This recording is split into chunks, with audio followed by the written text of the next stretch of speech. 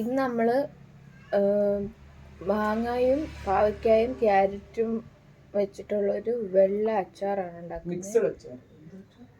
Mixed അച്ചാറാണ് ഉണ്ടാക്കുന്നത്. അതിനായിട്ട് നമ്മൾ 3 മാങ്ങയും 3 പാവയ്ക്കായും 2 ക്യാരറ്റും എടുത്തിട്ടുണ്ട്.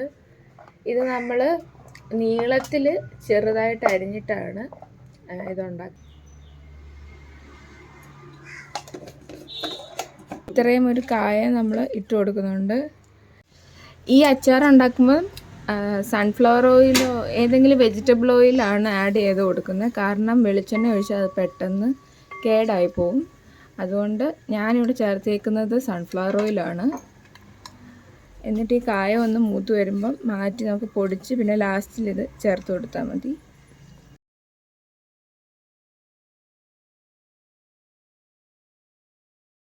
1.5 ടീസ്പൂൺ ഉലുവ ഇട്ട് കൊടുക്കുന്നുണ്ട്.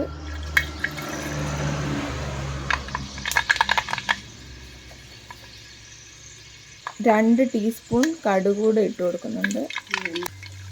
പിന്നെ ഒരു 1/4 ടീസ്പൂൺ ജീരകം ഇട്ട് കൊടുക്കുന്നുണ്ട്. പിന്നെ ഇതിലേക്ക് ആവശ്യത്തിന് ഒരു വെളുത്തുള്ളി, പിന്നെ ഇഞ്ചി, പച്ചമുളക് ചേർത്ത് കൊടുക്കുന്നുണ്ട്. പച്ചമുളക് ഒരു 7-8 എണ്ണം ഉണ്ട്. ഇനി നമുക്ക് ഇതിലേക്ക് വെളുത്തുള്ളി ഇട്ട് കൊടുക്കാം. ആദ്യം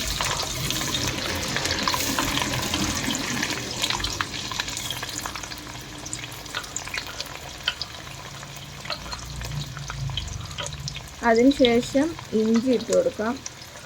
ഇതെല്ലാം നീളത്തിലായിരുന്നേക്കുന്നത്, വെളുത്തുള്ളി, ഇഞ്ചിയും പച്ചമുളകും ഒക്കെ.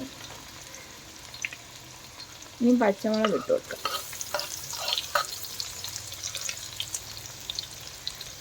പിന്നെ ഒരു 2-3 തണ്ട് കറിവേപ്പിലയോട് ഇട്ട് കൊടുക്കുന്നുണ്ട്. ഇതെല്ലാം നന്നായിട്ടൊന്ന് മൂപ്പിച്ചെടുക്കണം.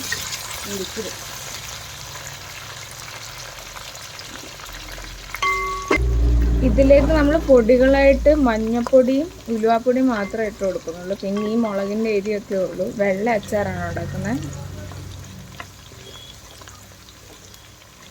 നമുക്ക് ഈ അച്ചാറിൽ കാന്താരി മുളക് ചേർത്ത് കൊടുക്കുന്നത് നല്ലതാണ്. ഇവിടെ ഇപ്പോൾ നമുക്ക് കാന്താരി മുളക് കിട്ടിയില്ല, അതുകൊണ്ട് പച്ചമുളക് മാത്രമേ ചേർത്തിട്ടുള്ളൂ. കാന്താരി മുളക് കൂടെ ചേർത്ത് കൊടുക്കുകയാണെങ്കിൽ ഒന്നുകൂടെ നല്ല എരിയൊക്കെ കിട്ടും.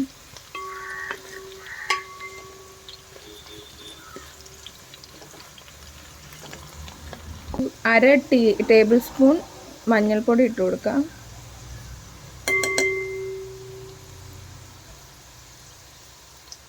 പിന്നെ ഒരു അര ടേബിൾ സ്പൂൺ ഉലുവാപ്പൊടി കൂടെ ചേർത്ത് കൊടുക്കുന്നുണ്ട്. എന്നിട്ട് ഇതൊന്ന് കരിഞ്ഞു പോകാതെ നമ്മൾ പെട്ടെന്ന് എണ്ണയിലൊന്നിട്ട് വഴറ്റിയെടുക്കാം, മൂപ്പിച്ചെടുക്കാം. ഇനി ഇതിന് വേണ്ട ആവശ്യത്തിനുള്ള ഉപ്പ് ചേർത്ത് കൊടുക്കാം. ഞാൻ ഇവിടെ ആദ്യം ഒരു ടേബിൾ സ്പൂൺ ഉപ്പ് ചേർത്ത് കൊടുക്കുന്നുണ്ട്. 1 ടേബിൾ സ്പൂൺ ഉപ്പ് ചേർത്ത് കൊടുത്തിട്ടുണ്ട്. ഇനി വിനാഗിരിയൊക്കെ ഇട്ടിട്ട് ഉപ്പ് പാകത്തിന് നമുക്ക് ചേർത്ത് കൊടുത്താൽ മതി.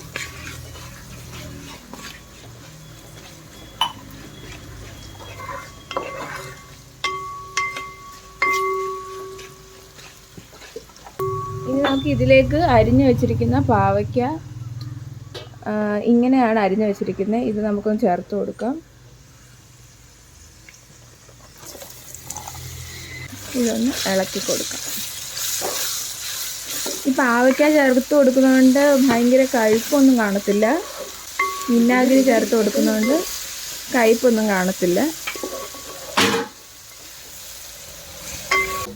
3 ക്യാരറ്റ്, ഒരു അത്യാവശ്യം വലിപ്പമുള്ള 3 ക്യാരറ്റ് ഇതേ വലുപ്പത്തിലായിരുന്നതാണ് ഇട്ട് കൊടുക്കുന്നത്.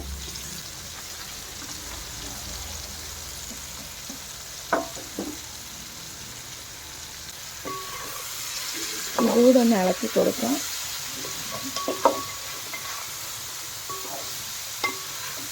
നല്ല കനം കുറച്ച് നമ്മൾ അരിയുവാണെങ്കിൽ ഇത് വെന്ത് വരും. അതുകൊണ്ട് എല്ലാവരും നല്ല കനം കുറച്ച് അരിയുക. പുളിയില്ലാത്ത 3 മാങ്ങ ഇതേ ഒരു വലിപ്പത്തിൽ ആണ് അരിഞ്ഞു വെച്ചിരിക്കുന്നത്. അത് നമുക്ക് ചേർത്ത് കൊടുക്കാം.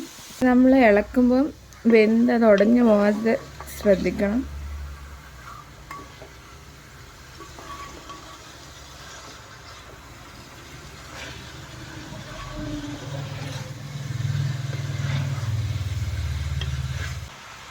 ഇനി ഇതിൻ്റെ അകത്തേക്ക് 1/2 കപ്പ് വിനാഗിരിയാണ് ചേർത്ത് കൊടുക്കുന്നത്.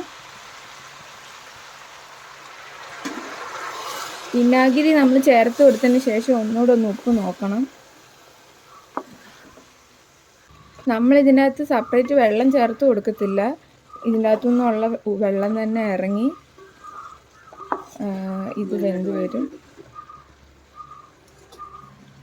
എണ്ണയിലിട്ട് മാറ്റി വെച്ചിരുന്ന കായ ഇങ്ങനെ നമ്മളൊരു ഇടിക്കുന്ന ഈ കല്ലിലിട്ടൊന്ന് പൊടിച്ചെടുത്തിട്ട് ഇനി ഇതിലേക്ക് ചേർത്ത് കൊടുക്കാം.